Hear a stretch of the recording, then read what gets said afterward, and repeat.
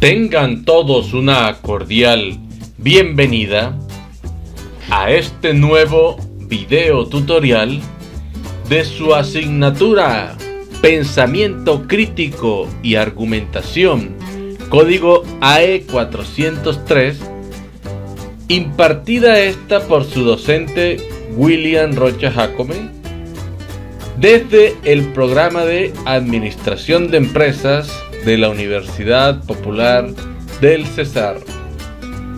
Y hoy nos encontramos en nuestro cuarto encuentro, nuestra clase número 4 de nuestra asignatura.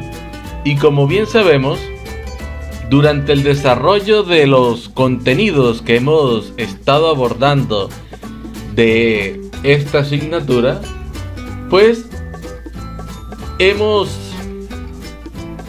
mencionado algunos temas de gran relevancia e importancia para la cimentación de todo aquel conocimiento necesario para establecer cuál es la definición, los conceptos, los principales tipos, etcétera, de lo que se conoce hoy en día como pensamiento crítico y argumentación.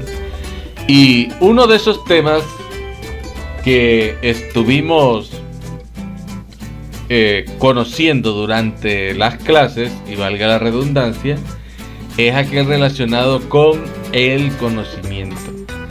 Y mencionábamos en nuestras clases anteriores que el conocimiento se le conocía normalmente, o se definía, mejor dicho, como una acción o un efecto que tiene como resultado el conocimiento. Y conocer no era otra cosa que averiguar por el ejercicio de las facultades intelectuales, la naturaleza, cualidades y relaciones de las cosas, entender, advertir, saber, todo este tipo de situaciones, elementos, era lo que nosotros llamábamos como el conocimiento. Pero también en esa clase pudimos establecer que existían algunos tipos de conocimiento, ¿cierto? Dado que el conocimiento es amplio y se refiere a una infinidad de acciones desarrolladas por nosotros como seres humanos, pues también se han establecido o existen diferentes formas de explicar lo que es el conocimiento y diferentes tipos de conocimiento, así como muchos autores que tipifican el conocimiento de diferente manera, ¿no? Entonces hablábamos de clasificaciones donde mencionábamos conocimientos implícitos, explícitos, lo que era un conocimiento tácito, lo que era el conocimiento común, el conocimiento científico, el conocimiento empírico. También mencionamos temas como lo que era la distinción entre el conocimiento y la opinión, etc. Eso fue una de las temáticas que tuvimos a bien direccionar desde nuestras primeras clases. Pero a la par de estudiar lo que era el conocimiento, también abordamos lo que era el pensamiento, ¿no? Y veíamos cómo el hecho de pensar significaba imaginar, llegar a considerar, discurrir, reflexionar o examinar con cuidado algo para poder nosotros formar un dictamen o establecer un criterio o llegar a una conclusión sobre algo, ¿no? Y teniendo en cuenta que el acto de pensar lo veíamos como un proceso que es complejo, del que no siempre somos conscientes, ¿no? Porque tenemos pensamientos de tipo consciente y pensamientos de tipo inconsciente. O sea, es decir, que nosotros a todas horas estamos pensando, pero no sabemos cómo lo hacemos. No sabemos en ocasiones cómo se dan las ideas en nuestra mente o en nuestro cerebro. y cómo las relacionamos, cómo las procesamos o cómo las utilizamos. Por lo tanto, tuvimos a bien abordar ese tipo de elementos que tienden a definir lo que es el pensamiento. Y también establecimos algunos tipos de pensamiento, ¿no? Y veíamos, por ejemplo, que habían pensamientos evocadores, pensamientos de deseo, obsesivos, libres, pensamientos de desarrollo. También hablábamos de pensamientos básicos, de pensamientos lógico-críticos, creativos, complejos, etcétera, etcétera. Entonces, ya habíamos abordado esas temáticas, el conocimiento, el pensamiento, y para el día de hoy, en esta nueva clase, nuevo encuentro que tenemos de nuestra asignatura Pensamiento Crítico y Argumentación, pues vamos a abordar otro de esos elementos que son importantes en lo que nosotros denominamos como el primer núcleo problemático de nuestra asignatura, que estaba compuesto por 3 elementos principales, que eran el conocimiento, el pensamiento y por último el razonamiento. Y este núcleo problemático se le conocía con el nombre de la esencia del conocimiento. Por ende, en el día de hoy abordaremos lo que es el razonamiento.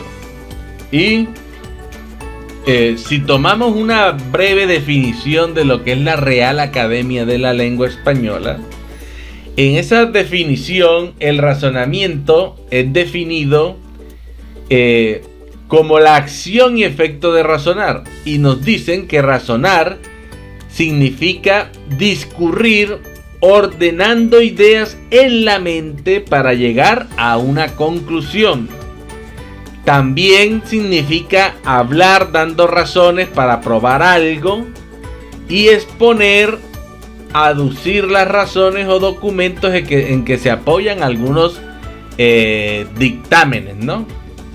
Ahora, pero si queremos ver algunas breves definiciones de lo que es el razonamiento, pues tenemos la primera.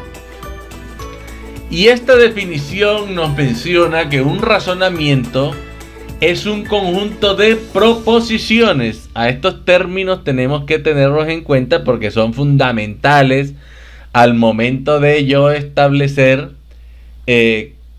cuál es la esencia de lo que es el razonamiento y cómo se formula un razonamiento, cómo se estructura lógicamente un razonamiento. Y un razonamiento está compuesto por proposiciones, ¿no? Pero no cualquier conjunto de proposiciones, sino uno que guarda una relación de inferencia. ¿Qué quiere decir esto? Que ante unas ideas que yo voy a estar digamos, estableciendo eslabones entre ideas, yo voy a llegar a tener o a desarrollar una conclusión que depende de esas proposiciones o esas oraciones, etc. Entonces, cuando yo tengo un conjunto de proposiciones que dan como fruto una inferencia o una conclusión, yo lo que estoy diciendo es que hay una relación de inferencia, porque esa conclusión se apoya en esas proposiciones establecidas previamente. Ahora nos continúa diciendo esta breve definición: tal que una de estas proposiciones, llamada conclusión, se deriva de otra u otras llamadas premisas. Entonces, cada vez que ustedes vean una oración o un párrafo que está constituido por un conjunto de premisas que dan como resultado una conclusión, nosotros estamos hablando de un razonamiento, ¿cierto? Eso es una estructura lógica de cualquier tipo de razonamiento. Yo formulo una premisa y esa premisa puede estar acompañada de otra premisa también, y al finalizar esas premisas van a dar como resultado una conclusión. A esa conclusión es a uno lo que le llama una inferencia, ¿no? Esa es la relación de inferencia, cuando uno establece relaciones entre premisas y una conclusión. Pero también podemos mencionar sobre el tema de lo que es el razonamiento, que el razonamiento es el proceso intelectual y lógico del pensamiento humano. Yo de aquí voy estableciendo ya un conjunto de características que son importantes cuando estamos hablando de razonamiento y que lo diferencia en cierto grado con el tema que veíamos en la clase anterior, que era el pensamiento. ¿Por qué? Porque el razonamiento siempre se desarrolla de forma consciente. O sea, cuando nosotros estamos hablando de razonar, y miren que ya hemos tenido unas breves aproximaciones aquí en lo que hemos estado hablando, porque el razonamiento se puede dar de distintas formas y se puede dar de una forma verbal o lingüística, ¿no? Que en ese caso vendría siendo como la forma en la que yo expreso un pensamiento, la forma en la que yo expreso un conjunto de ideas o unas proposiciones, podríamos llamarlo como un tipo de razonamiento de tipo lingüístico, ¿cierto? Pero si nosotros hablamos de la estructura de un razonamiento como tal, la forma en la que el razonamiento se construye, entonces estamos hablando de un razonamiento que es de tipo lógico, ¿no? Pero de todas maneras, pensamientos se pueden dar tanto de forma consciente como de forma inconsciente. Pero el razonamiento siempre se da de forma consciente, ¿ya? Ahora, todo esto son elementos que se traslapan, ¿cierto? Están interrelacionados íntimamente, porque es obvio que en ocasiones el pensamiento y el razonamiento están íntimamente relacionados, igual que el conocimiento. O sea, son elementos que entre sí contribuyen a conformar todo lo que es la esencia del conocimiento como tal. Ahora, si el razonamiento es un proceso intelectual y lógico del pensamiento humano, ya esto también nos está generando una separación con los animales, ¿no? Que es cosa diferente, porque en animales se pueden dar cierto grado de pensamiento, pero en el ser humano el razonamiento es típico, es del ser humano. Eso nos diferencia de los animales. Ahora, el razonamiento entrega argumentos sobre las conexiones mentales incurridas que justifican un determinado pensamiento. Entonces miren como aquí ya estamos interrelacionando el tema que hablamos la clase pasada, que era sobre el pensamiento, con el razonamiento, ya que el razonamiento nos va a permitir a nosotros, ¿cierto?, estructurar argumentos que van a depender de esas conexiones mentales que justifican un pensamiento que yo ya tuve. En otras palabras, de un pensamiento yo generé un razonamiento, y ese razonamiento es lo que me va a permitir expresar el pensamiento que yo tuve. Ahora, la palabra razonamiento viene del latín ratio, que significa razón. Y esta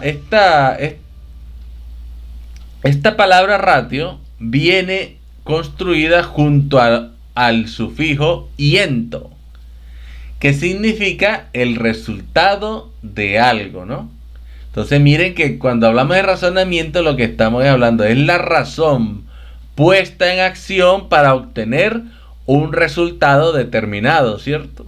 Y ese resultado está íntimamente relacionado con procesos lingüísticos, comunicativos, ¿cierto? Porque es la forma en la que yo voy a expresar de forma estructurada, de forma lógica, donde hubo un desarrollo intelectual en la conformación de ese razonamiento, unas ideas o pensamientos que yo tuve previamente.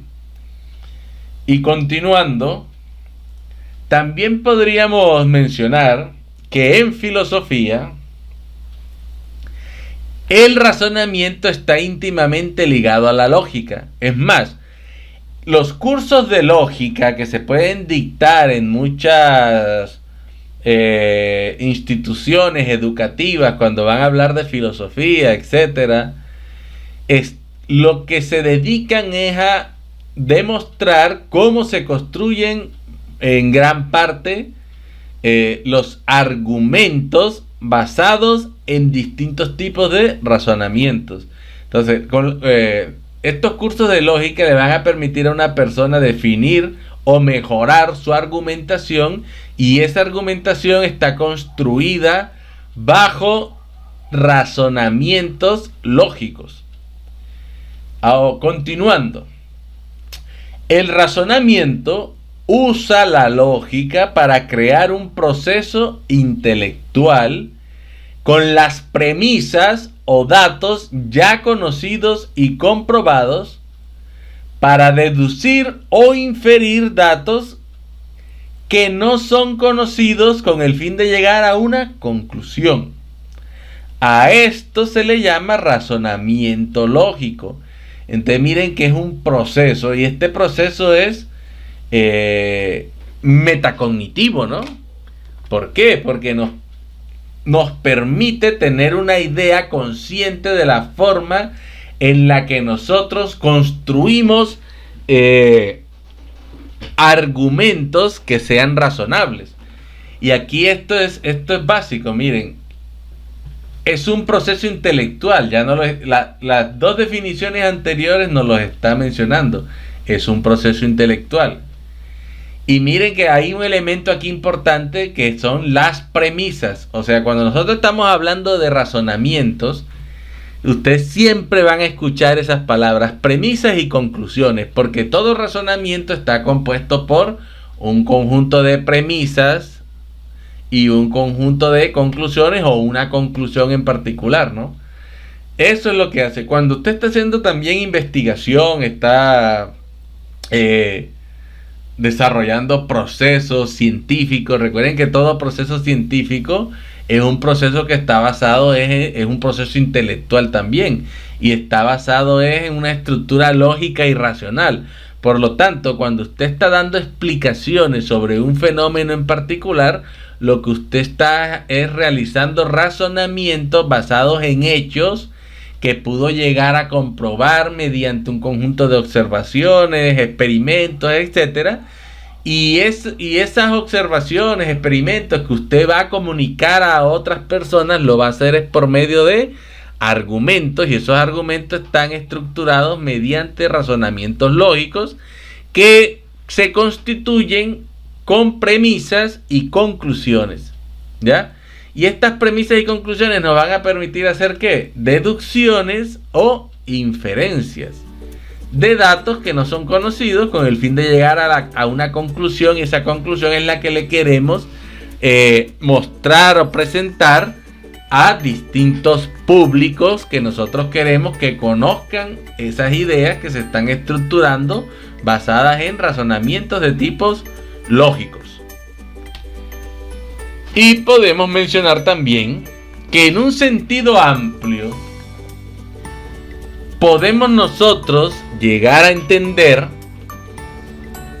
que el razonamiento es aquella facultad que va a permitir al ser humano resolver problemas, extraer conclusiones y aprender de manera consciente de los hechos, estableciendo lo que nosotros conocemos como conexiones causales y lógicas necesarias entre ellos. Entonces miren qué tipo de elementos tan relevantes e importantes al momento de uno construir todo tipo de desarrollos que vayan a originar un conocimiento válido y certero de la realidad en la cual estamos circunscritos. Porque esta última definición, o esta última forma de explicar lo que es un razonamiento, es bastante diciente, ¿cierto? Porque miren que nos menciona: que en sentido amplio se entiende por razonamiento a la facultad, y tengamos en cuenta esto, ¿no? Que es la facultad que tiene el ser humano. Y esta facultad, ¿qué es lo que le va a permitir a un ser humano? Resolver problemas, ¿no? Recordemos que básicamente nuestra vida, en nuestra cotidianidad, gran parte del tiempo nosotros lo implementamos o lo utilizamos es en tratar de resolver problemas. Eso es básicamente nuestra función diaria. Tenemos que resolver problemas empezando para poder satisfacer las necesidades básicas que tenemos nosotros como seres humanos, ¿no? Que los que hayan visto estos temas de motivación y hayan establecido algunas teorías existentes sobre lo que es, cuáles son aquellos factores que motivan al ser humano, y veían el tema de la fisiología, que son tener comida, tener un techo donde vivir, tener agua, tener cómo vestirse. Esos son, digamos, los problemas más básicos que tratamos de resolver día a día. Pero una vez tenemos resueltas esas necesidades, pues vamos estableciendo otras de orden superior. Y cuando usted, como profesional o futuro profesional de la administración de empresas, y esté trabajando en una organización, usted lo que se va a enfrentar día a día es a tratar de tomar decisiones que permitan resolver problemas. Y para tomar las mejores decisiones, debe existir de base ya una estructura lógica y racional de pensamiento que le permita a una persona realizar deducciones e inferencias lógicas, que eso se lo va a permitir en la práctica que él tenga en el manejo de premisas, conclusiones, etcétera, para poder descartar la información que no sea valiosa y, basado en la información que sí es válida, etcétera, etcétera, tomar esas decisiones que le permitan solventar los problemas a los que se enfrenta día a día. Y para hacer eso, lo hace ¿cómo? Realizando deducciones, realizando inferencias, obteniendo conclusiones, y esto nos va a permitir, en últimas, aprender de forma consciente de los hechos que se nos presentan ante nuestros sentidos, ¿no? Recordemos que en las clases anteriores, cuando estábamos hablando del conocimiento, establecíamos eso, ¿no? Los tipos de conocimiento, que en muchas ocasiones se hablaba de que el conocimiento se obtiene por medio de los sentidos, etcétera, mediante las impresiones que nosotros obtenemos del medio ambiente que nos rodea, y tenemos un conjunto de mecanismos biológicos evolutivos que se han desarrollado millones de años desde que la vida se originó en este planeta, que fue aproximadamente unos 3.000 millones de años.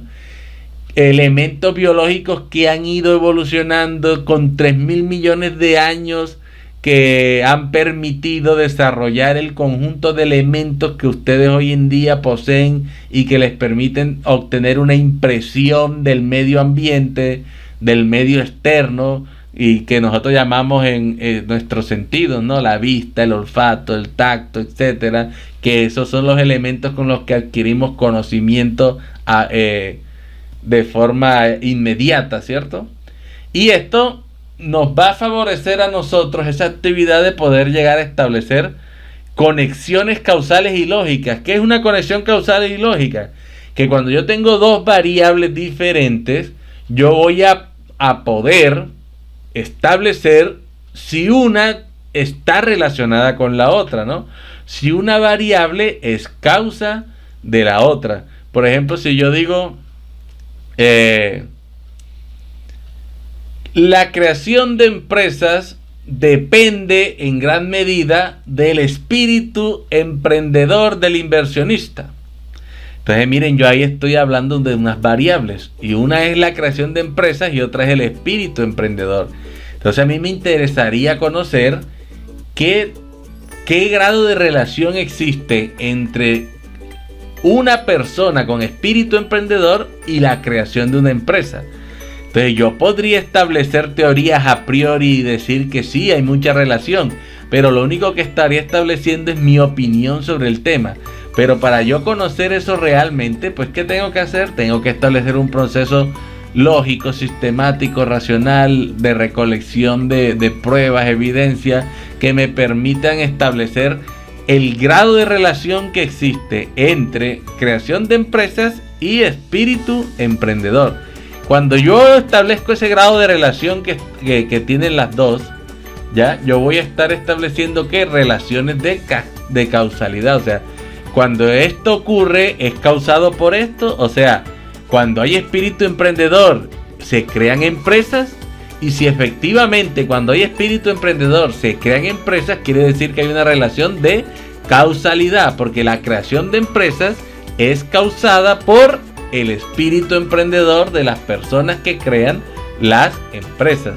Entonces, como podemos ver, cuando nosotros tenemos procesos bien estructurados de pensamiento y de razonamiento lógico, racional, etcétera, eso me va a facilitar a mí el hecho de poder llegar a establecer deducciones e inferencias lógicas, establecer conexiones causales y tener una mejor visión de la realidad y por ende tomar mejores decisiones que me van a permitir a mí resolver distintos problemas a los que nos enfrentamos nosotros cotidianamente en nuestro quehacer personal, laboral, profesional, etcétera, hasta sentimental si llegara a darse el caso, ¿no? Ahora, teniendo esto en cuenta, también nosotros, como para resumir en sí, pues el razonamiento ya sabemos que tiene un elemento importante que lo constituye y que es que lo hace un paso más en el proceso intelectual.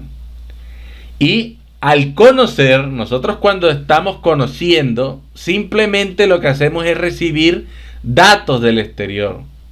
Al pensar, que fue el segundo tema que vimos, esos datos que recibimos del exterior o también pueden surgir del interior, como con la imaginación, etcétera, como lo veíamos en la clase que hablábamos del pensamiento. Pero al pensar, los elaboramos en nuestra mente, ¿ya? Al conocerlos, simplemente recibimos datos del exterior. Al pensar, los elaboramos en nuestra mente. Pero cuando nosotros estamos razonando, o sea, al momento de razonar, ya estamos analizando esos datos. Los estamos desmenuzando para poder llegar a comprenderlos más a fondo y poder llegar a utilizarlos para resolver problemas. Estamos utilizando la razón, que es la facultad que tiene nuestro entendimiento para discurrir y conocer todo lo que nos rodea, ¿no? Entonces ya lo sabemos, ¿no? Y eso lo tenemos, lo debemos tener en cuenta, ¿no?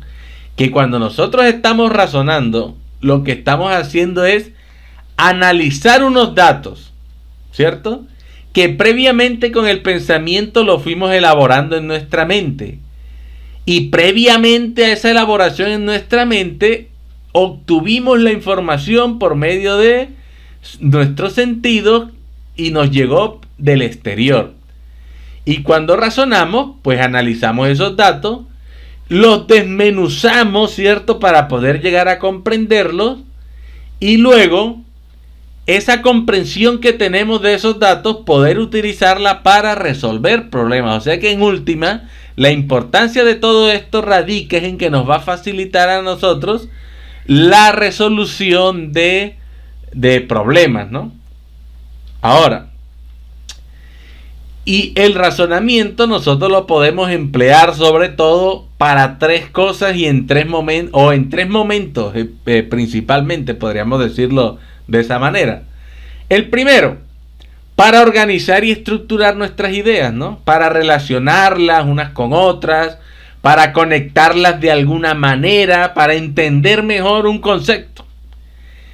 La segunda cosa en la que lo podemos emplear, o el segundo momento, para llamarlo así, es para analizar problemas y situaciones y resolver la mejor línea de acción, o sea, en otras palabras, para tomar la mejor decisión. Entonces, el razonamiento nos permite analizar problemas y situaciones que nos va a permitir tomar mejores decisiones. Y por último, y el tercer momento, o la tercera cosa en la cual podemos emplear el razonamiento, o lo empleamos frecuentemente, es para nosotros fundamentar una línea de acción, una opinión o una línea de pensamiento, para argumentar defendiéndolas, para determinar la validez o la falsedad de alguna idea, o para llegar a conclusiones, ¿no? Recordemos que uno de los temas de esta asignatura es pensamiento crítico y argumentación. Entonces, para yo poder argumentar bien, yo tengo que saber razonar de forma lógica y racional, ¿no? Que tenga una estructura lógica mi razonamiento. ¿Por qué? Porque eso me va a permitir a mí sustentar una idea que yo tenga. Me va a permitir sustentar una opinión, ¿cierto? Que yo tengo una opinión, pero esa opinión yo la voy a confrontar con unos hechos o evidencias para que esa opinión pueda tener fuerza. Y por último, una línea de pensamiento, ¿no? Una línea de ideas que yo tenga. Eso me va a permitir que cuando yo vaya a realizar, a formular argumentos, yo los pueda defender, ¿cierto? Que yo pueda tener claro cuándo un argumento es válido o cuándo es falso, cuándo una idea es válida o cuándo una idea es falsa. Y basado en todo ese conjunto de elementos que me permiten a mí establecer conexiones lógicas de pensamiento, de razonamiento, entonces llegar a formular conclusiones que sean válidas, ¿cierto? Para estructurar una idea o un pensamiento. Ahora,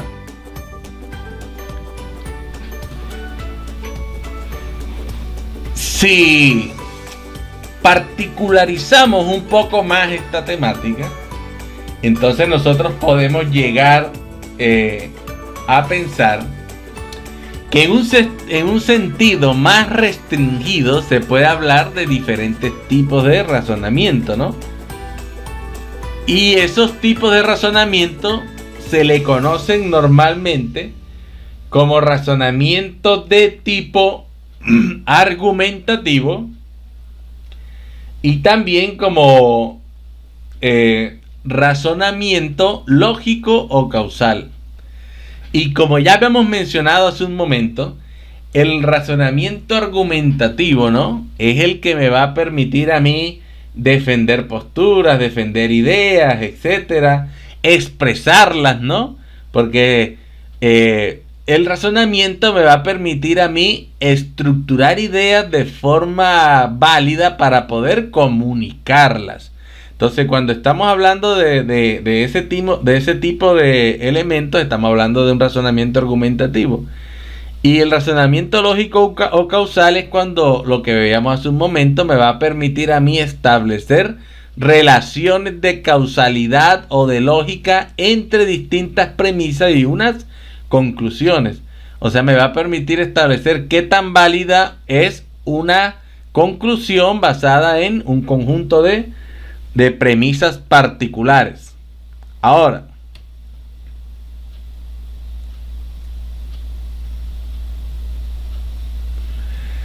con relación al razonamiento argumentativo, podemos decir que en tanto actividad mental se corresponde con la actividad lingüística de argumentar. Entonces, cuando nosotros estamos hablando de razonamiento argumentativo, estamos hablando netamente de una variable de tipo comunicacional, ¿no? O informativa. Y es la forma en la cual nosotros hilvanamos ideas, las razonamos previamente para poder llegar a comunicarla, ¿no? De una forma que lingüística. Esto, en otras palabras, lo que nos está diciendo es que un argumento es la expresión lingüística de un razonamiento. Entonces, cuando nosotros escuchemos esa palabra, razonamiento argumentativo, lo que estamos hablando es de la expresión lingüística o comunicativa de un razonamiento. Entonces, eso es lo que es un argumento. Cuando yo planteo un argumento, cuando se lo estoy comunicando a alguien, lo que estoy realizando es una expresión lingüística de un conjunto de ideas que yo procesé mentalmente, ¿cierto? Por medio de la razón, y luego las comuniqué a un conjunto de escuchas, oyentes, de personas, etcétera, etcétera. Ahora,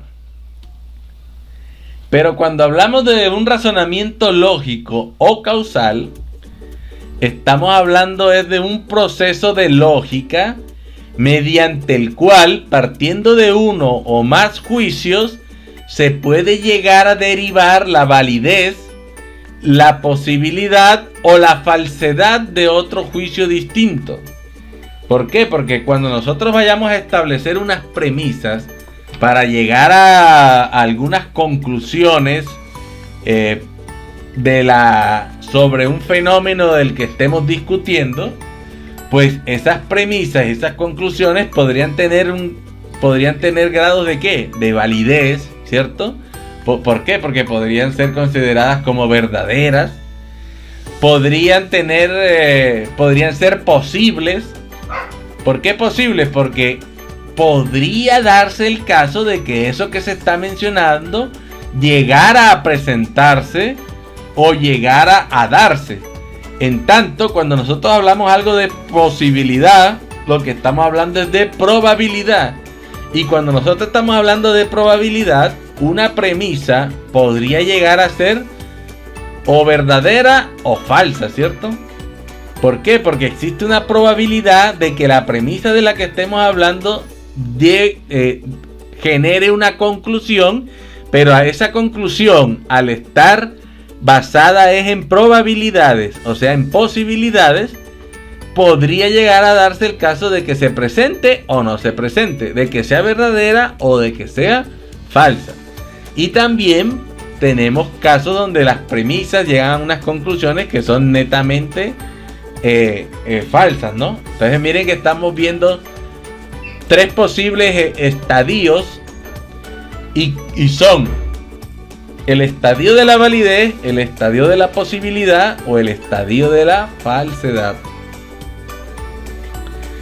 Ahora, el estudio de los argumentos corresponde a la lógica, de modo que a ella también le corresponde indirectamente el estudio del razonamiento. Cuando posiblemente hayan abordado en asignaturas como Introducción a la Ciencia, Tecnología e Innovación o Teoría del Conocimiento Científico, existe gran probabilidad de que ustedes hayan abordado el tema de la división o clasificación de las ciencias, las cuales existen diferentes formas de clasificarlas y según distintos autores, como por ejemplo hay una clasificación muy popular que es hecha por Mario Bunge, la cual toma elementos de una clasificación mucho más antigua que es hecha por un filósofo alemán de nombre Carl Gustav Hempel. Y cuando hablan de estas clasificaciones de la ciencia, mencionan que las ciencias se clasifican en ciencias formales y ciencias fácticas o empíricas. Nosotros mencionamos algo de esto en la clase que hablábamos del conocimiento. Ahora, las ciencias fácticas o empíricas son aquellas que están basadas, ¿cierto?, en las experiencias que vienen por medio de nuestro sentido, en la explicación de fenómenos, y estas ciencias fácticas podrían ser ciencias naturales o ciencias sociales, etc. Y cuando hablamos de ciencias formales, las ciencias formales son ciencias abstractas, ¿ya? Son atemporales, son ideales. ¿Por qué? Porque solo existen en nuestros pensamientos. Y este tipo de ciencias normalmente están compuestas por ciencias como las matemáticas. Las matemáticas es una ciencia formal, ¿ya? Es una ciencia que es atemporal, porque por ejemplo, si hablamos de un número, pongamos el ejemplo, 550. El 550 va a ser 500. Recordemos que los números no son otra cosa que una representación abstracta de una cantidad de cosas, ¿no? Entonces lo que hicimos fue, vimos un número de elementos y para poder representarlos de forma abstracta, pues inventamos un símbolo, y ese símbolo, que es lo que le pusimos el nombre como número, no es otra cosa que una representación abstracta de ese conjunto de elementos que estábamos observando. Vamos a suponer que teníamos naranjas y teníamos un conjunto de naranjas y habían 10 naranjas. En algunas culturas, entonces, para poder representar las unidades, las hacían con punticos. Entonces, para representar 10 naranjas hubieran dibujado 10 punticos. De pronto alguna cultura dijo, pero vamos a inventarnos, hacer punticos sería muy dispendioso. Entonces, cada 10 punticos vamos a colocar una rayita vertical. Entonces ya la rayita vertical significaba decenas, por ejemplo. Entonces, en vez de colocar 10 punticos y habían 10 naranjas, yo colocaba era la rayita vertical y eso me significaba que era 10 elementos. Y así fueron evolucionando las diferentes formas de representar abstractamente un conjunto de cantidades de cosas, hasta que llegamos a los números que manejamos hoy en día, que se llaman números indoarábigos, ¿cierto? Que fueron desarrollados inicialmente en la India, posteriormente los árabes lo perfeccionaron, incluyeron el cero, que no existía anteriormente en esas representaciones abstractas, y los números que los dibujaban y lo que hacían era contar el número de ángulos que tenía esa figura. Por ejemplo, el 1 parecía una L, pero obviamente al revés. Y como esa L tiene un ángulo, entonces significa que es un 1. El 2 parecía una Z, ¿cierto? Y como una Z tiene dos ángulos, entonces ese era el número 2. El 3 lo dibujaban parecido al símbolo que utilizan en estadística cuando van a hablar de sumatorias, pero al revés, ¿cierto? O sea, lo voltean horizontalmente. Entonces, como ese símbolo, que es el de la sumatoria de estadística, pero volteado horizontalmente, semeja un 3 y tiene 3 ángulos, entonces decían, son 3 elementos que contiene, y así sucesivamente. Por lo tanto, los números no son otra cosa que un invento de nosotros los seres humanos para representar abstractamente algo. Entonces, de igual forma, el lenguaje es una construcción también que está basada en la lógica. Así como la matemática es una ciencia formal, la lógica también es una ciencia formal, ¿verdad? Y el lenguaje está estructurado de forma lógica. Entonces nosotros estudiamos la lógica del lenguaje. También estudiamos la lógica de las matemáticas. Y por ende también estudiamos la lógica del razonamiento. La lógica de los argumentos con los cuales usted va a defender una idea, un pensamiento, etcétera, ¿ya? Entonces por eso el estudio de los argumentos corresponde a la lógica, que es una ciencia formal, o sea que es una ciencia abstracta, que lo que nos está estudiando es una forma simbólica en la que nosotros representamos ideas y pensamientos, razonamientos que tenemos, y son plasmados posteriormente de forma lingüística, ya sea verbalmente o en forma escrita, etcétera, ¿ya? Por eso esto corresponde al estudio de la lógica, y por ende a ella también, o sea, a la lógica le corresponde indirectamente el estudio del razonamiento. Entonces, para que lo tengamos claro, el razonamiento es estudiado por la lógica, que es una ciencia formal. Y por lo general, los juicios en que se basa un razonamiento expresan conocimientos ya adquiridos o por lo menos postulados como hipótesis, ¿no? Entonces miren lo que nos está mencionando esto aquí, que es tan sencillo, tan claro a la vez, que por lo general los juicios, o sea, esas premisas, conclusiones a las cuales nosotros llegamos cuando estamos estableciendo un proceso de razonamiento, lo que están haciendo es expresar un conocimiento ya adquirido, ¿ya? Por lo que nosotros hemos mencionado hace un momento, ¿no? Primero primero es el conocer, que es obtener impresiones del exterior por medio de los sentidos. O sea, yo ya estoy adquiriendo un conocimiento. Luego ese conocimiento, ¿cierto? Es mediante el pensamiento, nosotros lo que hacemos es esas ideas o ese conocimiento que adquirimos, lo que hacemos es elaborarlo previamente en nuestra mente, ¿no? Estamos tratando así como de tener una impresión a priori en nuestra mente de ese conocimiento que adquirimos.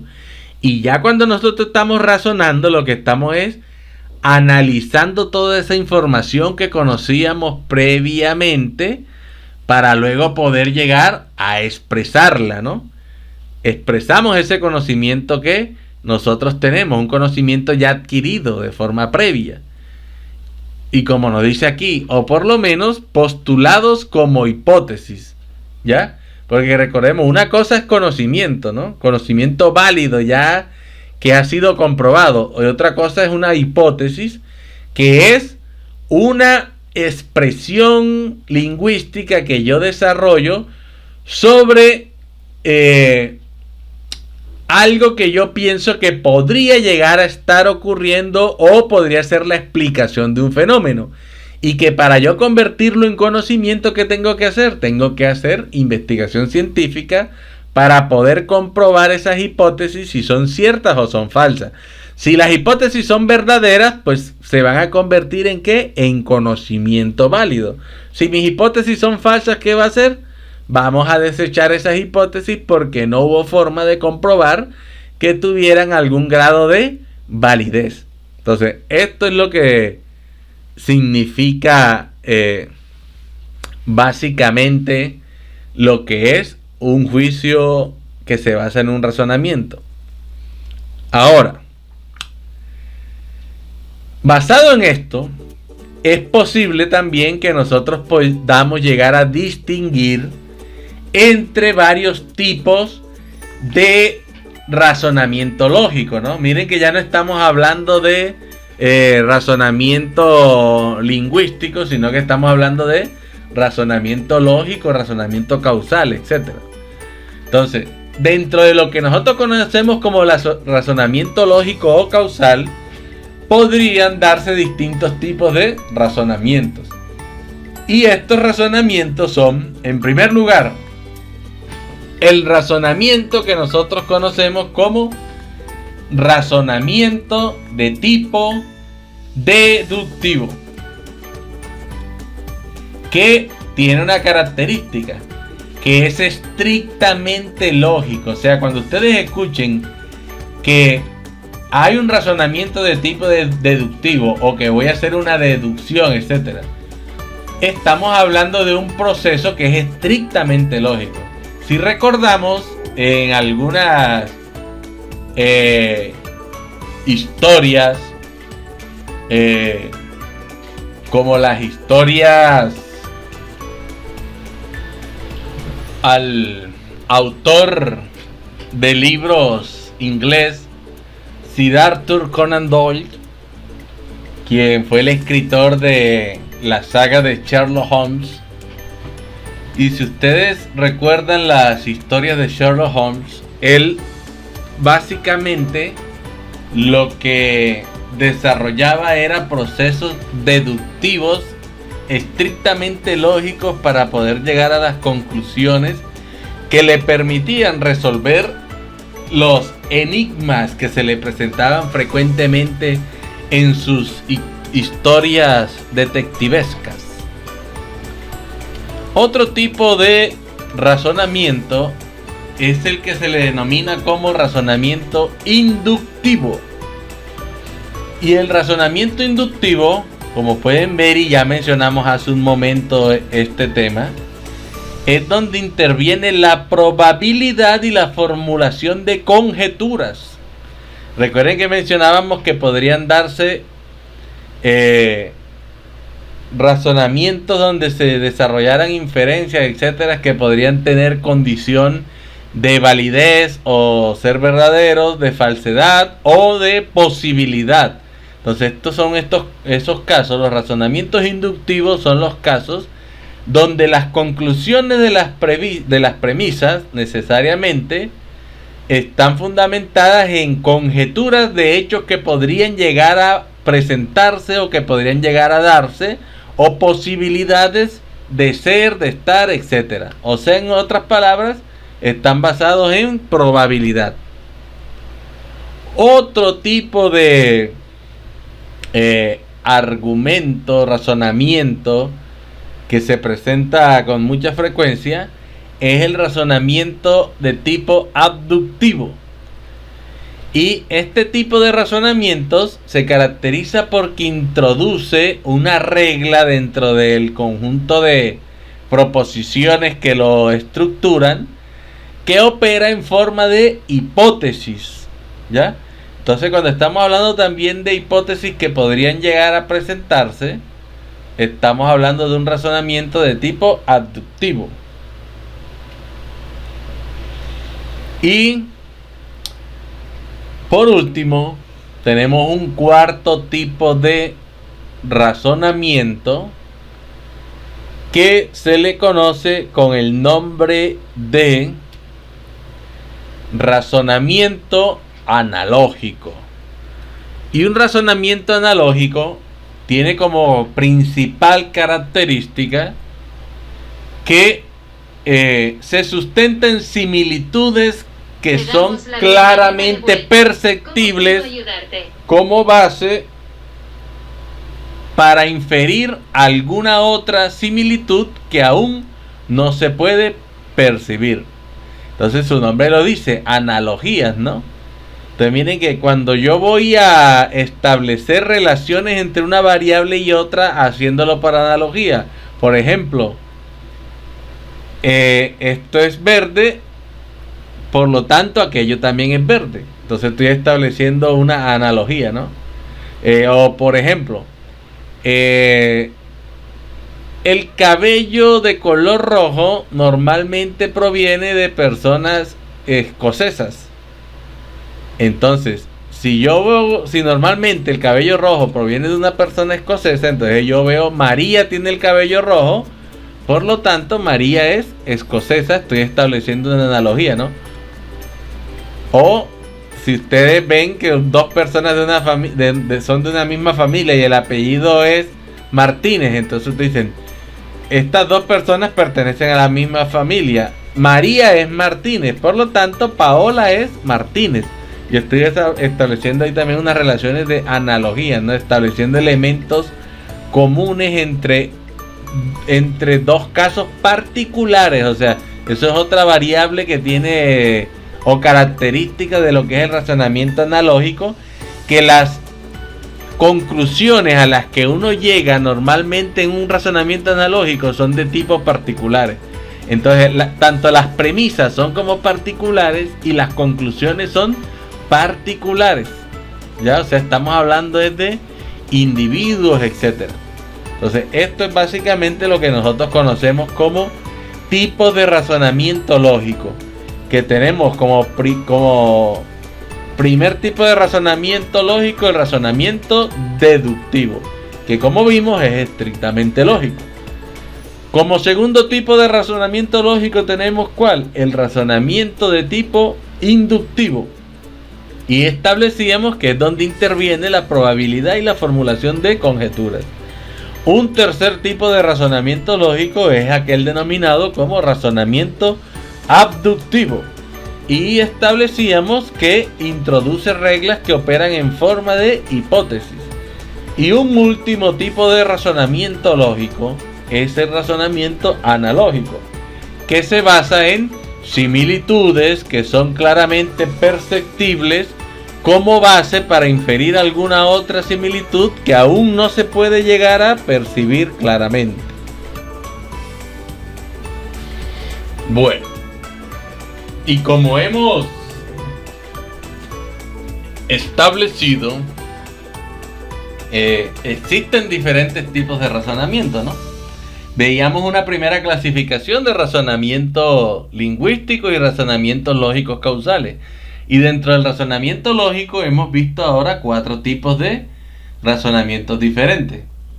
Y para presentarlos, digamos, de una forma introductoria, algunos de ellos, pues vamos a trabajar en un caso de descubrimiento científico, que fue un hecho real, y es el de la vacunación como medio de producir inmunidad ante ciertas enfermedades. Ahora, aquí tenemos una presentación donde vemos a un reconocido médico cuyo nombre era Edward Jenner, quien nació en 1749 y su fecha de defunción fue en el año 1823. Pues Edward Jenner fue un médico inglés que descubrió que era posible evitar el contagio de viruela mediante una técnica conocida como la vacunación. Ahora, en esta época, la viruela era una enfermedad que era bastante temida hasta ese momento y se encontraba ampliamente difundida en zonas tan distantes como Europa, China, India. Y una característica que tenía la viruela es que era sumamente contagiosa. Y el número de muertes que había entre las personas que se encontraban contagiadas o las que llegaban a contagiarse por viruela era extremadamente elevado, ¿no? Entonces recordemos que Edward Jenner practicó la medicina en Berkeley y entre sus pacientes se encontraban unas campesinas que trabajaban como pastoras de vacas. Ahora, en una ocasión, Edward Jenner escuchó a una de las pastoras afirmar que se había contagiado de una variedad de viruela que era normalmente conocida en esa época como cowpox o viruela vacuna, que era su traducción, ¿no? Por ser propia de las vacas. O sea, ese tipo de viruela le daba, era naturalmente o propia de la especie vacuna. Ahora, en 1776, Jenner abrió un pequeño corte en la piel de un niño de 8 años. Este niño se llamaba Jimmy Phipps. ¿Y qué hizo Jenner?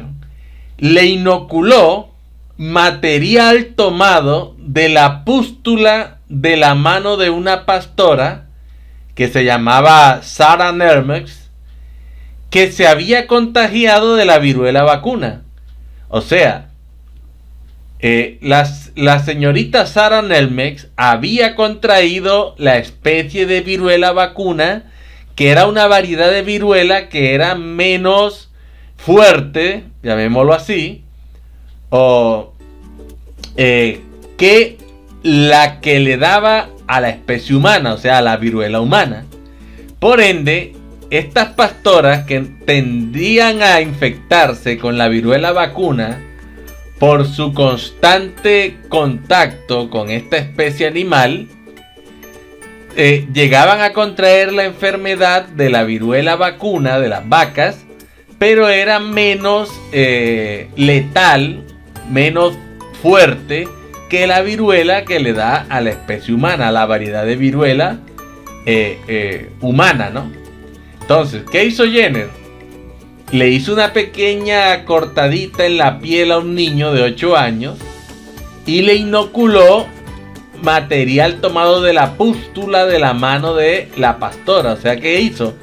Que en una de esos granos, pústulas que se le llaman, que tenía la pastora, de esa variedad menos letal de viruela vacuna, tomó de esa pústula material, o llamémoslo así, tomó líquido de esa pústula y la inoculó en esa pequeña cortada que tenía el niño, ¿no? Un tiempo después, Jenner inoculó a Jimmy, el niño del que estamos hablando, con material de la viruela, ¿ya?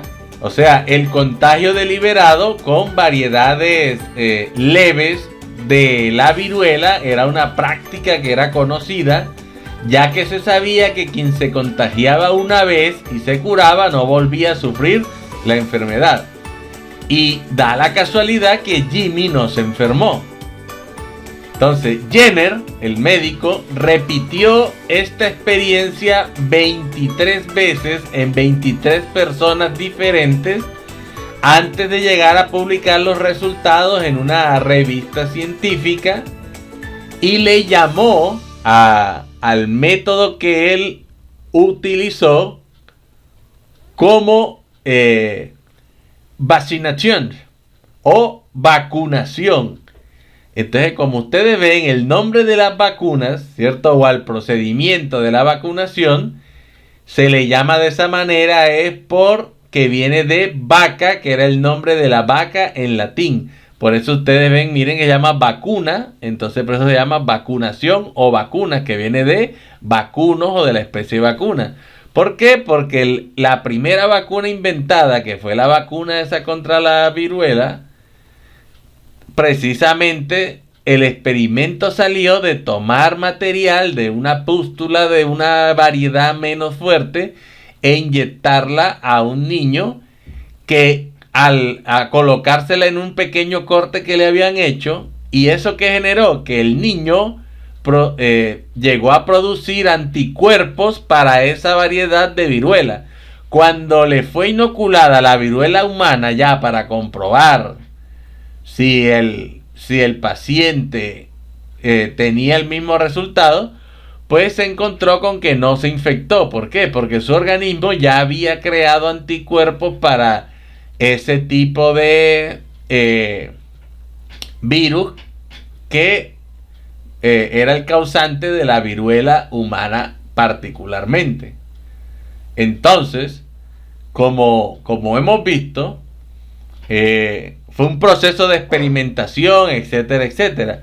Y basado en esta experiencia que hemos narrado en este momento, relacionada a un caso de investigación científica, podemos nosotros llegar a plantear algún tipo de razonamiento basado en este ejemplo o en esta historia. Pero basado en esto, en esta historia, como mencionamos hace un momento, Edward Jenner pudo realizar, ¿cierto?, un conjunto de razonamientos. Ahora, vamos a suponer que Jenner pensó de la siguiente manera, y veamos un primer ejemplo. Supongamos que Jenner se hizo este razonamiento. Si el contagio con una forma leve de viruela humana produce inmunidad, entonces el contagio con la viruela vacuna también producirá inmunidad. Es verdad que los contagios con formas leves de viruela humana producen inmunidad a la enfermedad. Por lo tanto, el contagio con viruela vacuna producirá inmunidad. Ahora, ¿qué vemos nosotros acá? Acá lo que estamos viendo es un típico razonamiento planteado guardando una estructura lógica. Miren que él pensó eso, tuvo ese pensamiento y luego lo comunicó, ¿cierto? Mediante un razonamiento que él tuvo. ¿Basado en qué? En un conocimiento previo que tuvo de la realidad, que fue diciendo, oye, pero si yo he visto que estas señoritas, las pastoras, tienden a no enfermarse de vacuna humana, posiblemente porque ya se tuvieron una infección con viruela vacuna. Entonces voy a hacer este experimento y basado en todo ese conocimiento que él acumuló, luego a la forma en que le trató de dar cierto orden con sus pensamientos, razonamiento, estructuró este razonamiento lógico, ¿no? Este razonamiento está formado por lo que nosotros conocemos por dos premisas y una conclusión, y tiene la siguiente forma.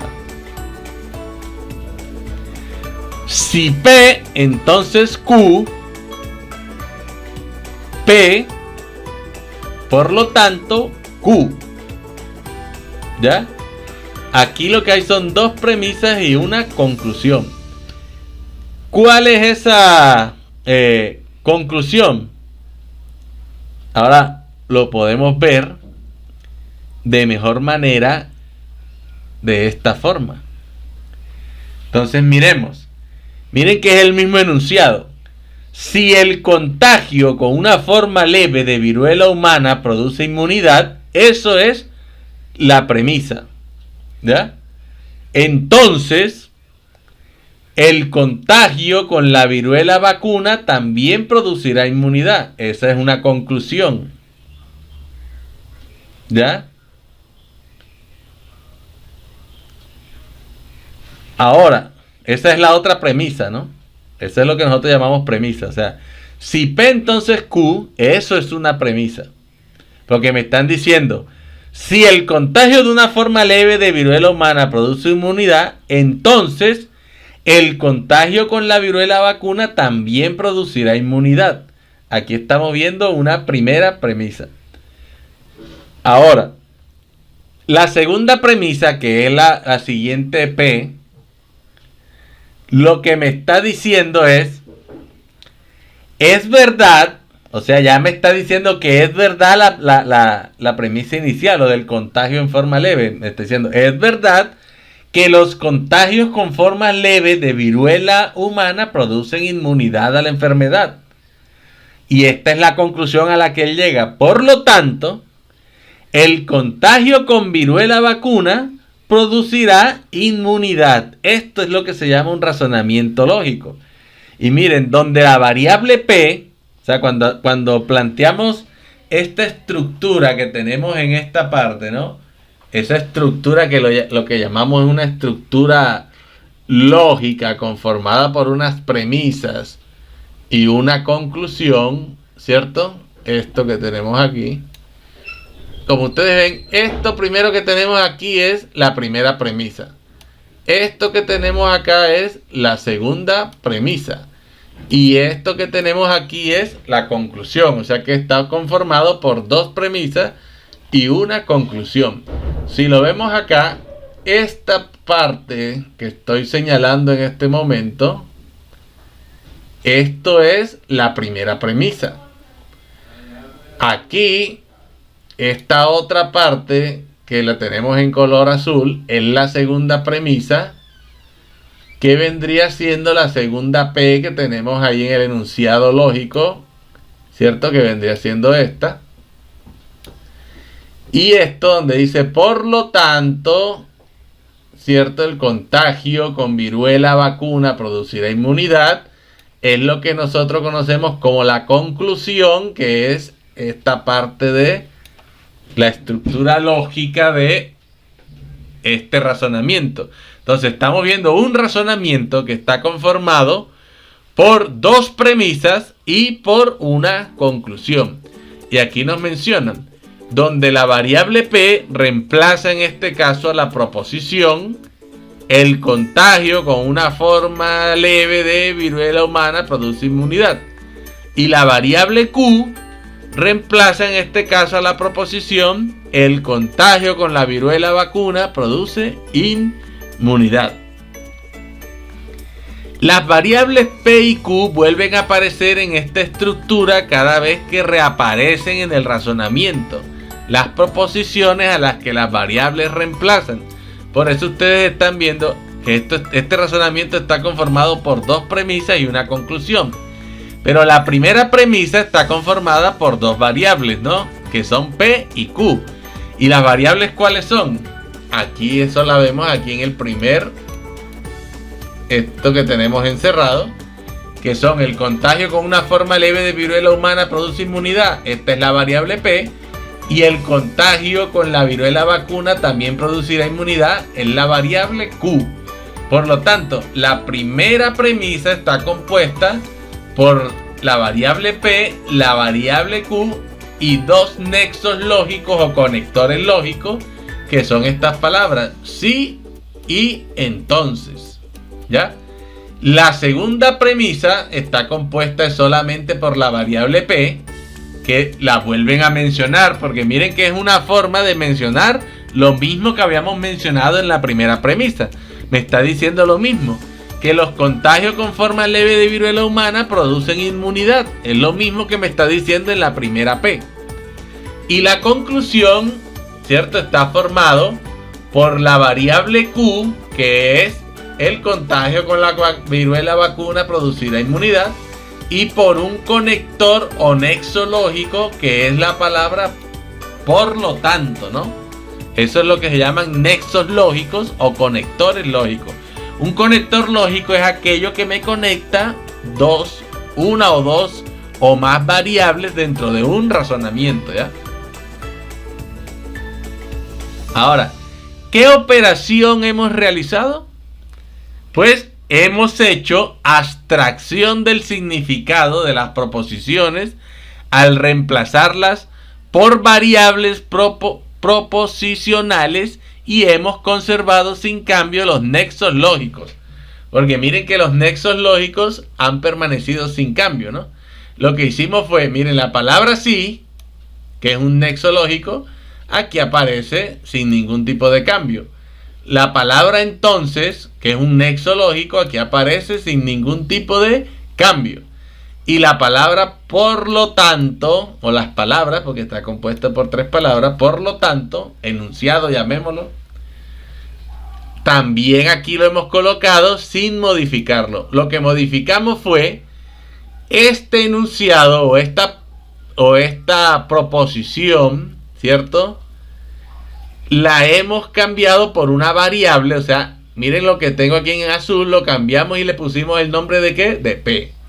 Y lo que tenemos aquí en naranja, que es una proposición o un enunciado, lo cambiamos por el nombre de Q.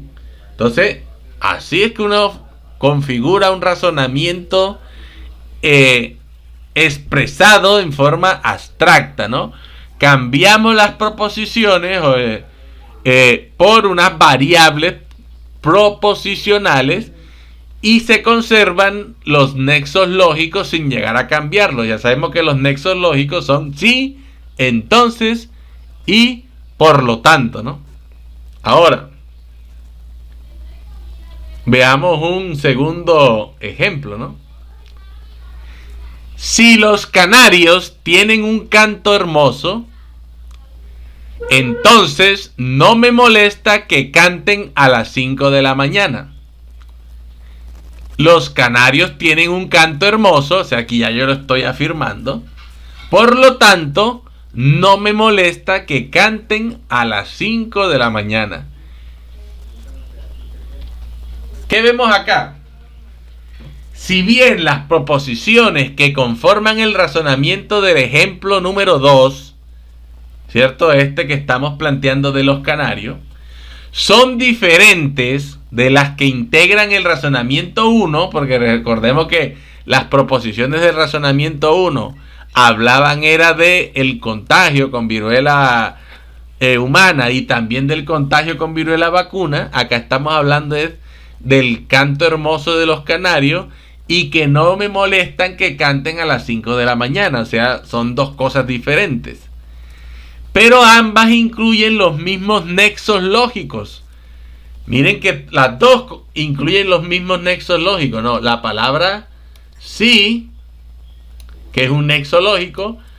La palabra entonces, que es otro nexo lógico. Y la palabra por lo tanto, que es otro nexo lógico. ¿Ya? Las comparten, son las mismas. ¿Cierto? Por lo tanto, se comprueba que la forma del razonamiento 2 es la misma que del razonamiento 1. O sea, así no tengan las mismas variables, llamémoslo así, o las mismas proposiciones, la estructura lógica de este razonamiento guarda las mismas proporciones del razonamiento hecho previamente de las vacunas del razonamiento de Edward Jenner, ¿no? ¿Por qué? Porque tienen los mismos nexos lógicos. Sí, entonces y por lo tanto. Por ende, este razonamiento nosotros le podemos dar la estructura lógica que también tenía el razonamiento anterior. Si P, entonces Q, por lo tanto Q, ¿no? Entonces, mírenlo aquí. Esta primera parte de este razonamiento, ¿no?, que estamos encerrando, es la premisa número 1. ¿Cuál es la premisa número 1? Esta de aquí, ¿no? Esta es la premisa número 2 y esta es la premisa número 3. La premisa número 1 está compuesta por las dos variables, ¿no? Por dos variables y dos conectores o nexos lógicos. Los conectores o nexos lógicos son sí y entonces, y las variables son: los canarios tienen un canto hermoso, que lo reemplazamos por la letra P, y no me molesta que canten a las 5 de la mañana, que lo reemplazamos por la letra Q. La segunda premisa está compuesta, ¿cierto?, por el resto de esta oración, que lo tenemos en color azul, que es: los canarios tienen un canto hermoso, que lo hemos reemplazado con la letra P, porque recordemos que esta variable, los canarios tienen un canto hermoso, es esta misma variable que tenemos aquí. Los canarios tienen un canto hermoso, por eso es la misma P. Por lo tanto, que ya es la conclusión o la premisa final del razonamiento, dice: por lo tanto, no me molesta que canten a las 5 de la mañana. Y eso es lo que tenemos aquí. Por lo tanto, y esto que tenemos en naranja, no me molesta que canten a las 5 de la mañana, la hemos reemplazado por la variable Q. De esa forma queda este razonamiento enunciado de forma lógica, con dos premisas y una conclusión, ¿cierto? La premisa número 1, si P, entonces Q. La premisa número 2, P. Y la conclusión o inferencia, que también se le llama, por lo tanto Q. Entonces, como vemos, tiene la misma presentación que el razonamiento hecho en el ejemplo número 1.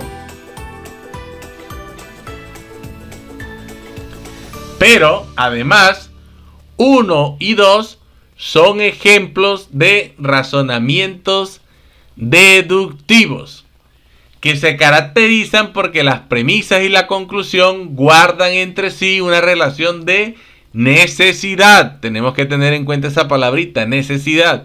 ¿Qué nos quiere decir esto? Que la conclusión deriva necesariamente de las premisas establecidas, ¿no? Claro, porque si los canarios tienen un canto bonito, ¿ya?, no me molesta que canten a las 5 de la mañana.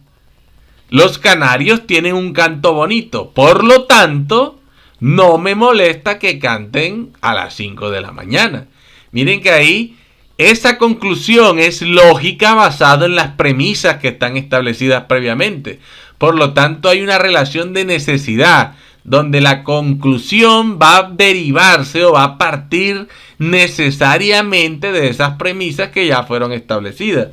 Igual para el ejemplo número 1 del caso de las vacunas de Edward Jenner, ¿no? No es posible aceptar lo que dicen las premisas sin aceptar también lo que se afirma en la conclusión.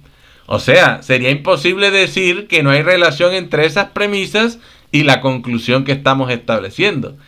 Es decir, que si las premisas son proposiciones verdaderas, entonces la conclusión necesariamente será una proposición verdadera. Esto es una característica que siempre van a encontrar en razonamientos de tipo deductivo, ¿no? Cuando ustedes ven un razonamiento deductivo, si las premisas son verdaderas, o sea, tanto la primera premisa como la segunda premisa son necesariamente verdaderas, pues la conclusión va a ser verdadera, o sea, necesariamente tiene que ser verdadera. Y ahora, presten atención. No solo la conclusión se sigue o infiere de las premisas, lo que es una condición común a todos los razonamientos, ¿no? Sino que se sigue necesariamente, ¿ya? O sea que ahí necesariamente la conclusión se va a inferir de las premisas que se están presentando previamente en este tipo de razonamientos. Ahora, en cambio, veamos otro tipo de razonamiento que podría haber formulado el doctor Edward Jenner, ¿no? Para ver una diferencia. Ahora veamos un ejemplo número 3. Jimmy fue inoculado con la viruela vacuna y adquirió inmunidad contra la viruela humana. Sara fue inoculada con la viruela vacuna y adquirió inmunidad contra la viruela humana. Martín fue inoculado con la viruela vacuna y adquirió inmunidad contra la viruela humana. Juana fue inoculada con la viruela vacuna y adquirió inmunidad contra la viruela humana.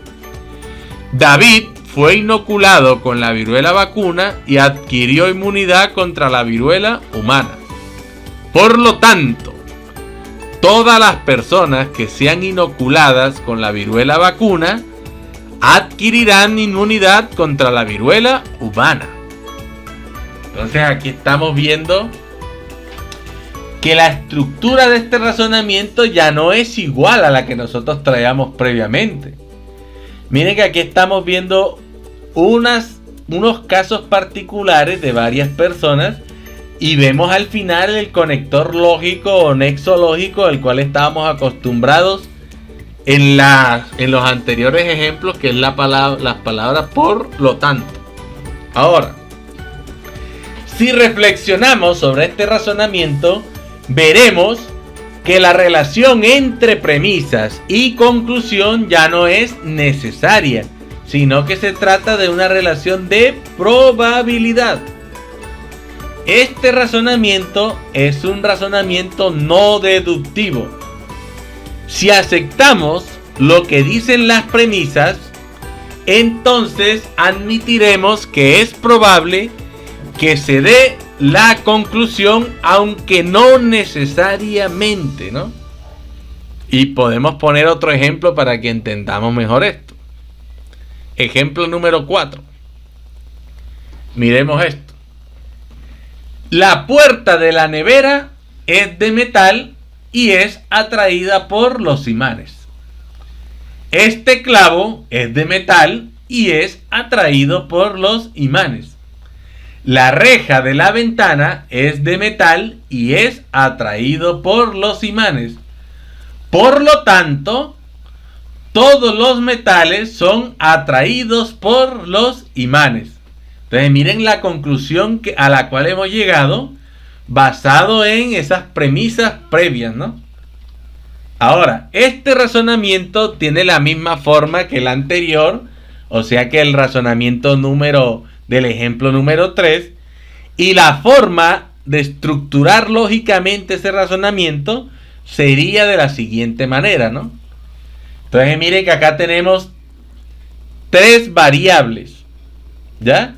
Y tenemos varias premisas y una conclusión. Para el ejemplo número 4 tenemos tres premisas y una conclusión y está compuesta por tres variables. La variable número A, que es la que se refiere a la puerta de la nevera, el clavo, la reja de la ventana.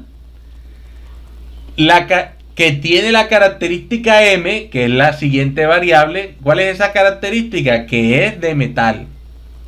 ¿Ya? Por eso ustedes van a ver que es MMM. No cambió en ningún momento porque esa variable significa es de metal.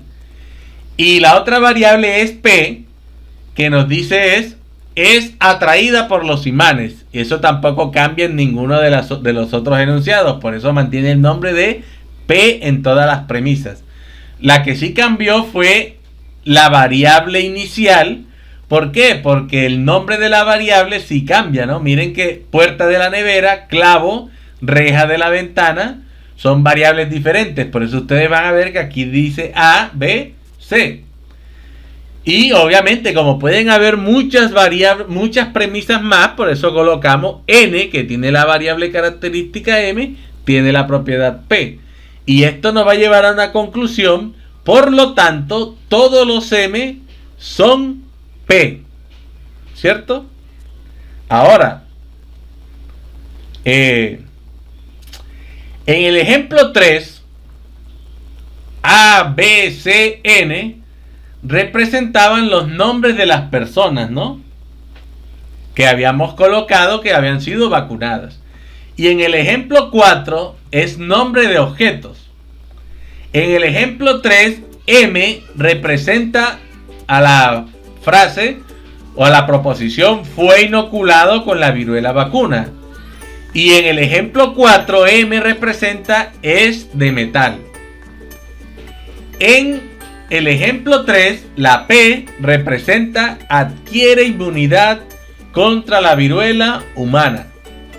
Y en el ejemplo 4, P representa a la proposición es atraído por los imanes.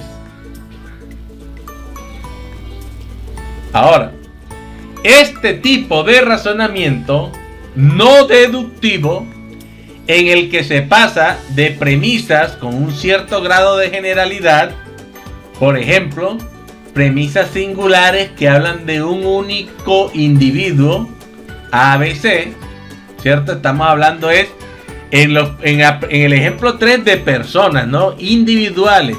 Y en el ejemplo 4 de objetos individuales, ¿ya? Entonces, estas premisas pasamos de esas premisas con un cierto grado de generalidad a una conclusión con un mayor grado de generalidad. Por ejemplo, una proposición universal como todos los metales son atraídos por imanes, reciben el nombre de razonamiento inductivo, ¿ya? Eso es un razonamiento inductivo. Miren que yo, de premisas particulares o de anécdotas de personas de tipo particular, llegué a una conclusión de tipo general. Por ejemplo, en la primera, que si Jimmy fue vacunado contra la viruela, ¿cierto? Que si Juana fue vacunado contra viruelas, María fue vacunado contra viruela, entonces todas las personas que sean vacunadas contra la viruela van a adquirir inmunidad. Miren que yo estoy partiendo de unas premisas particulares, porque estoy hablando de casos de personas y llegué a una conclusión general que es que todas las personas van a adquirir inmunidad. Igual con el caso de los metales, estoy pasando de premisas particulares que son la puerta de la nevera, ¿cierto? Es de metal. Estoy también otra premisa particular que es el clavo, y la otra que es la reja de la ventana. Y luego obtuve una conclusión general, y una conclusión que dice que por lo tanto todos los metales son atraídos por imanes, ¿ya? Eso se le llama como un razonamiento de tipo inductivo. En estos razonamientos, las premisas ofrecen elementos de juicio a favor de la conclusión, pero solo en los términos de probabilidad. No garantizan de modo necesario la conclusión. como si lo hacen los razonamientos deductivos. Recordemos que decíamos que en los razonamientos deductivos la conclusión está relacionada necesariamente con las premisas, pero en los razonamientos inductivos la conclusión está expresada en términos de probabilidad de que ocurra esa premisa. No garantiza de modo necesario que se dé esa conclusión, como si lo hacen los razonamientos de tipo deductivo, ¿no? La conclusión se sigue de las premisas con un cierto grado de probabilidad, porque en efecto, si usted intenta atraer una moneda que es de metal con un imán, encontrará que no puede lograrlo.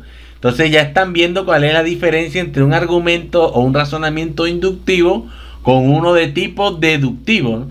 Mientras en el deductivo la conclusión necesariamente se desprende de las premisas, y si las premisas que utilizamos son verdaderas, la conclusión va a ser necesariamente, tiene que ser verdadera.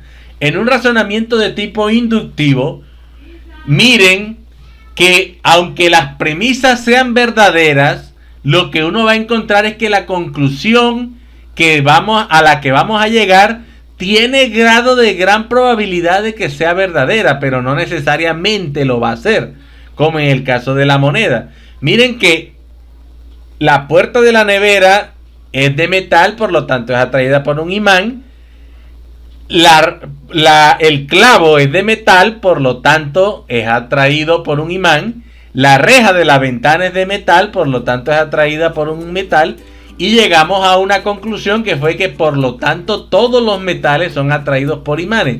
Pero esa conclusión es probabilística, o sea, podría llegar a darse, pero no necesariamente esa conclusión va a ser verdadera, porque como lo vemos, si yo digo la moneda es de metal, pero miren que no es atraída por un imán, por lo tanto, no necesariamente cuando las premisas son verdaderas en un razonamiento inductivo, la conclusión va a ser necesariamente verdadera. Podríamos tener una conclusión que va a ser falsa, ¿ya?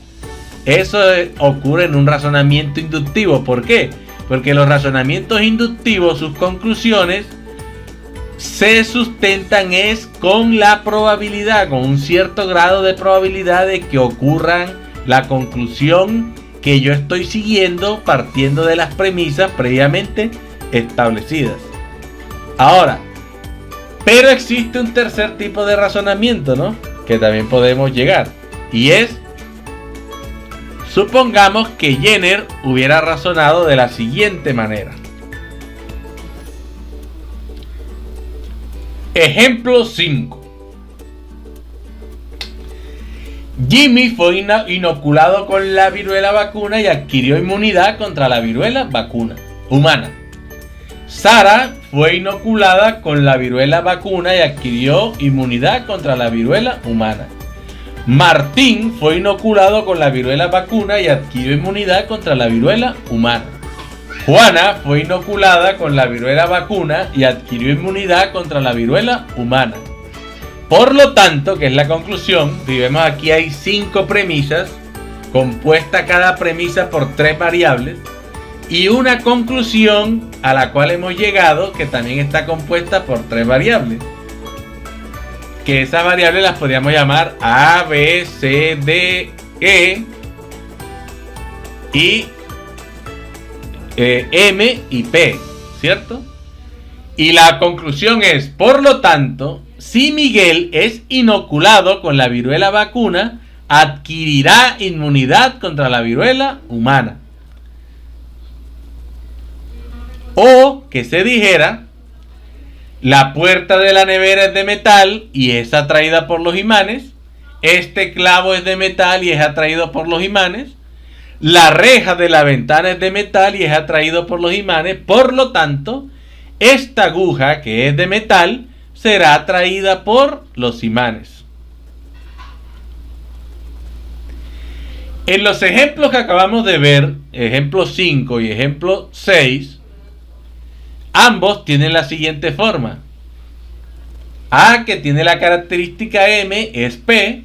P, que tiene la característica M, es P. C, que tiene la característica M, es P. N, número de premisas, que tiene la característica M, es P. Por lo tanto, X, que es la conclusión, ¿cierto?, a la que vamos a llegar.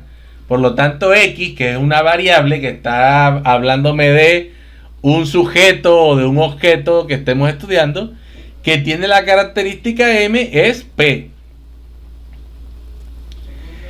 Vemos que este razonamiento tiene una forma bastante similar a los razonamientos de los ejemplos 3 y 4, pero con una diferencia que es primordial, y es que en este caso la conclusión tiene el mismo grado de generalidad que las premisas. O sea, en este caso tanto las premisas como la conclusión son enunciados singulares. Este tipo de razonamiento recibe el nombre de razonamiento por analogía y comparte con los inductivos la característica de que la conclusión se sigue de las premisas con cierta probabilidad y no necesariamente, es decir, que también son razonamientos no deductivos, ¿ya? Entonces, ¿a qué nos referimos acá? Recordemos que en los razonamientos inductivos, nosotros de premisas particulares o singulares llegamos a formular una conclusión de tipo general, ¿no? Que era: todos los que se vacunen adquirirán o serán inmunes. Para la segunda era que todos los metales serán atraídos por los imanes. Miren que en este caso pasamos a otro ejemplo donde nos hablan es de Miguel adquirirá inmunidad si es vacunado con la cepa de la vacuna, etcétera. Y la aguja, ya me están hablando de un singular, no me están diciendo si la puerta de la nevera, si el clavo, si la reja de la ventana son metales, por lo tanto son atraídos por imanes, y me está diciendo ya la aguja es metal, por lo tanto será atraída por imán. Miren que las premisas son singulares o particulares y la conclusión es singular porque me está hablando también de un objeto, de una aguja. En el inductivo me hablaba de todos los metales, o sea, de generalizaciones.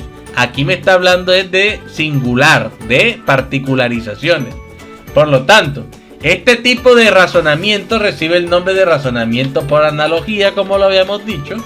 Y miren que comparte con los inductivos de que la conclusión se sigue de las premisas, es con cierta probabilidad de que pudiera llegar a ocurrir y no necesariamente. Porque en vez de decir aguja, yo pude haber dicho moneda. Y miren que las premisas son verdaderas, pero la conclusión es falsa. Pero si yo coloco la aguja, entonces las premisas son verdaderas y la conclusión llegó que también era verdadera. ¿Pero por qué? Por probabilidad, por el objeto singular que estamos trabajando. Entonces, en los argumentos o razonamientos de tipo analógico, ¿cierto? Las premisas, la conclusión se sigue de las premisas con cierta probabilidad y no necesariamente como en los razonamientos de tipo deductivo. Por lo tanto, los razonamientos analógicos son razonamientos no deductivos. Ahora, pueden observar, por lo tanto, que en relación con los razonamientos inductivos, como en relación con los razonamientos por analogía, decimos que la conclusión se sigue de las premisas con cierto grado de probabilidad y no la conclusión es probable. Es decir, que adjudicamos la condición de probable a la relación entre premisas y conclusión y no a la conclusión misma. O sea, no estamos diciendo que la conclusión misma sea probable. Lo que estamos diciendo es que hay una relación de probabilidad entre las premisas y la conclusión, ¿ya? Eso es lo que nosotros estamos especificando en este tipo de razonamientos.